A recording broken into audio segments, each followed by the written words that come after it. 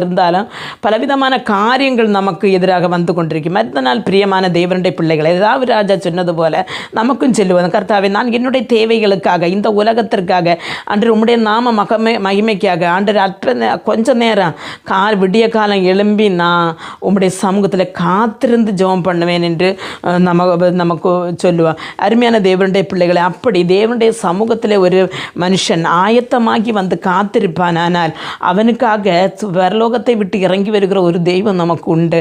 அதனால் உங்களோட தேவைகளுக்காக, வேதனைகளுக்காக, கண்ணீர்களுக்காக விடிய காலம் எழும்பி ஆண்டவருடைய சமூகத்தில் ஆயத்தமாகி காத்திருப்போம். ஆயத்தமாகி என்று சொல்லும் பொழுது நாம் எழும்பி நம்முடைய கடமைகளை முடித்துட்டு ஆண்டவர்கிட்ட இருக்கணும். அப்படி நம்ம ஒரு ஆயத்தப்படுகிறது, ஒரு யாத்திரைக்கு போன நம்ம இப்படி நாம் உடம்பு எல்லாம் விருத்தியாக்கி நாம் ஆயத்தமாக போவோமோ, அதே மாதிரி ஒரு ஆயத்தமாகி காத்திருக்க வேண்டும் என்று சங்கீதக்காரன் சொல்லுகிறார். அதே போல் ஆயத்தமாகி காத்திருக்க கர்த்தர்